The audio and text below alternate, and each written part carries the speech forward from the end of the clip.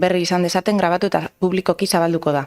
Ona bertaratutako pertsonak era libre batean etorri dira eta kontrakoa esan ezean, hemen azaldutako iritziak eta irudiak grabatzeko eta edatzeko baimen ematen dute. La sesión tiene carácter público y se va a proceder a su grabación y publicación para generar conocimiento en la ciudadanía de los asuntos tratados en la misma. Las personas asistentes como público a la sesión lo hacen libremente y se entiende que dan su consentimiento a la grabación y difusión de las opiniones e imágenes que de las mismas se obtengan. Egunon, gaurko lehenengo puntua hurrengoa da, aprobación del acta de la sesión anterior. Bai, Ros... Aldeko bozkak, votos a favor. Vale, galde edo eskeren bat? Ez, vale, eskerrik asko, orduan amaitutzat emango dugu saioa.